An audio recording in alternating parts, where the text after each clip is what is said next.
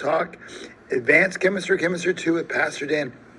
We're going to finish up our section on solutions by looking at a different substance that sort of mimics and looks like solutions, but they're not.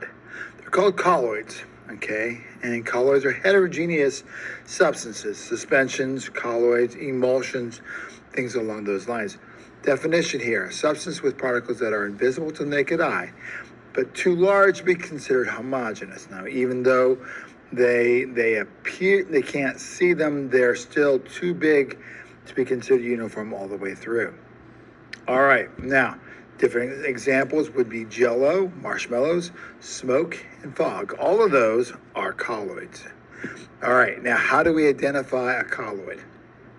Something called the Tyndall effect. Now, the Tyndall effect is when you pass a beam of light. Now, on the left, you see a regular solution. You don't see any beam of light inside of the solution because the particles are not big enough to bounce off of and generate that light. But in the colloid, you see the beam of light. My oldest son, Adam, always loved this effect. We would go camping, and we'd have the campfire there with his flashlight, and he became Luke Skywalker,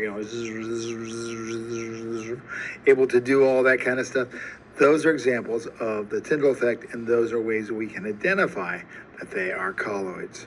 All right, now, types of colloids, there are two different types. Either we have what I call hydrophobic, which means water-hating or does not work in water. It dissociates, will not, I can't say dissolve, will disperse in water.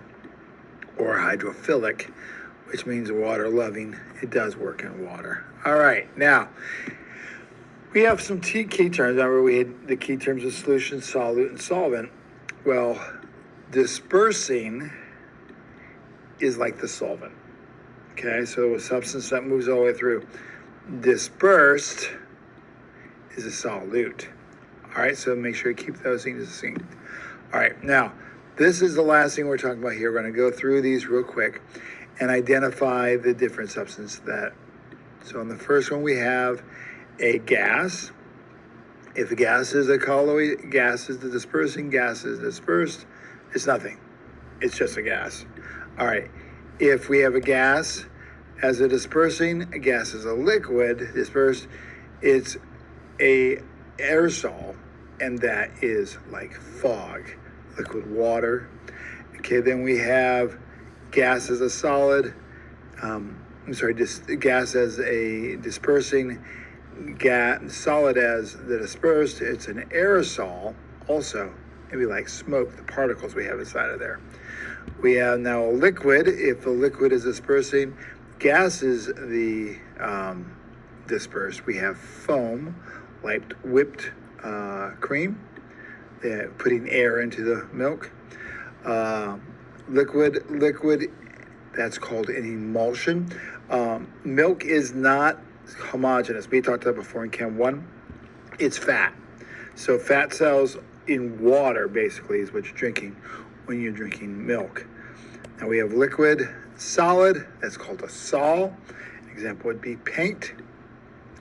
We have solid dispersing gas, that would be a solid foam, spray foams. Marshmallow, solid and a liquid, that would be a solid emulsion like butter, okay?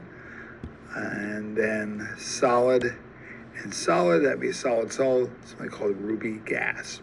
All right, that is glass. it. That we don't have much more than this. It's just a background. It's just material, no work, no math. Hopefully not too bad. Take care. God bless. Bye.